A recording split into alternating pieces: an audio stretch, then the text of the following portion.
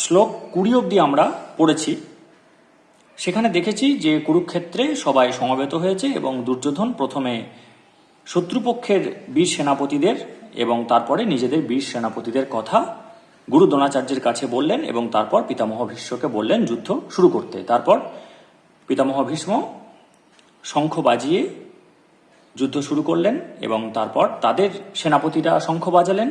অপরদিকে পাণ্ডবদের পক্ষে ভগবান শ্রীকৃষ্ণ এবং অর্জুন এবং তারপর একে একে বাকি বীর সেনাপতিরা তাদের নিজ নিজ শঙ্খ পৃথকভাবে বাজালেন।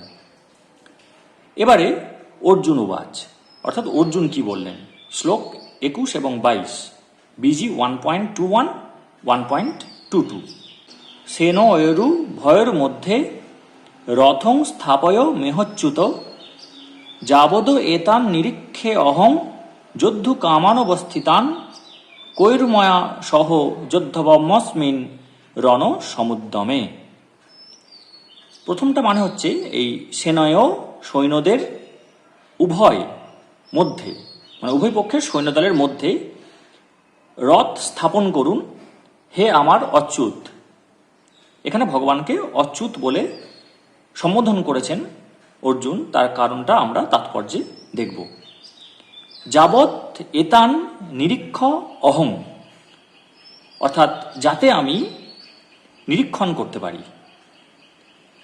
যদ্ধু কামানবস্থিতান, অর্থাৎ যুদ্ধক্ষেত্রে যারা অবস্থান করছে এবং যুদ্ধ করতে অভিলাষী তাদেরকে আমি যাতে নিরীক্ষণ করতে পারি।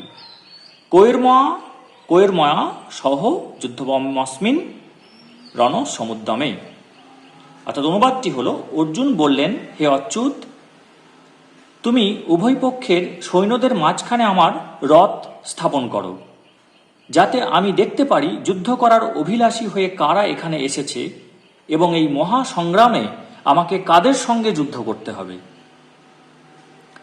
তাৎপর্যটা মন দিয়ে শুনবেন। আগেই বলেছি যে এই গীতাটা যখন আমরা পড়ব দেখব অর্জুন এবং ভগবান পরস্পরকে বিভিন্ন নামে ডাকছে, সেগুলো কিন্তু পরিস্থিতি অনুযায়ী, মানে অনেক নামের মধ্যে যে কোনো একটা নামকে চয়ন করে নিলাম দিয়ে ডাকলাম, বিষয়টা সেরকম নয়। এখানে দেখুন অচ্যুত বলছেন অর্জুন ভগবানকে। যদিও শ্রীকৃষ্ণ স্বয়ং পরমেশ্বর ভগবান, তবুও তিনি তার অহৈতুকী কৃপার বশে তার প্রিয় সখার সেবায় নিয়োজিত হয়েছিলেন। ভক্তের প্রতি করুণা প্রদর্শনে ভগবান কখনোই চ্যুত হন না, তাই তাকে এখানে অচ্যুত বলে সম্ভাষণ করা হয়েছে। অর্জুনের রথের সারথি হবার ফলে তাকে অর্জুনের আদেশ অনুযায়ী কাজ করতে হয়েছিল এবং যেহেতু তা করতে তিনি কুণ্ঠিত হননি, তাই তাকে অচ্যুত বলে সম্বোধন করা হয়েছে। যদিও তিনি তার ভক্তের রথের সারথি হয়েছিলেন, তবুও তিনি তার পরম পদ থেকে কিন্তু চ্যুত হননি, এটা বুঝতে হবে। সকল অবস্থাতেই তিনি পরমেশ্বর ভগবান বা সমস্ত ইন্দ্রিয়ের অধীশ্বর ঋষিকেশ। এই নামটা আমরা আগের শ্লোকে দেখেছি। ভগবানের সঙ্গে তার ভক্তের সম্পর্ক অত্যন্ত মধুর ও অপ্রাকৃত। ভক্ত সর্বদাই ভগবানের সেবায় উন্মুখ, তেমনি ভগবানও তার ভক্তের কোনো সেবা করার জন্য সর্বদা সুযোগের অন্বেষণ করেন। ভগবান যখন তার কোনো শুদ্ধ ভক্তের আদেশ অনুসারে তাকে পরিচর্যা করার সুযোগ পান, তখন তিনি নিজে আদেশ করার থেকেও অধিক আনন্দ উপভোগ করেন। যেহেতু তিনি হচ্ছেন প্রভু, প্রত্যেকেই তার আদেশের অধীন এবং তাই তাকে আদেশ দেবার মতো ঊর্ধ্বস্তরে কেউ নেই, কিন্তু কোনো শুদ্ধ ভক্ত তাকে আদেশ করলে তিনি দিব্য আনন্দ লাভ করেন, যদিও সকল অবস্থাতেই তিনি অচ্যুত প্রভু। ভগবানের শুদ্ধ ভক্ত হওয়ার ফলে অর্জুনের জ্ঞাতিভ্রাতাদের সঙ্গে যুদ্ধ করার কোনো বাসনাই ছিল না, কিন্তু কোন রকম শান্তিপূর্ণ মীমাংসা করতে অনাগ্রহী দুর্যোধনের দুর্দমনীয় মনোভাব তাকে যুদ্ধে অবতীর্ণ হতে বাধ্য করেছিল।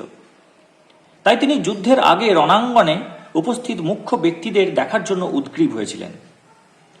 যদিও যুদ্ধক্ষেত্রে শান্তি স্থাপন করার কোনো প্রশ্নই ওঠে না, তবুও যুদ্ধের আগে অর্জুন আরেকবার সকলকে দেখতে চেয়েছিলেন এবং এক অবাঞ্ছিত যুদ্ধে তারা কতখানি উদগ্র ছিল তা তিনি দেখে নিতে চেয়েছিলেন। জয় শ্রীকৃষ্ণ।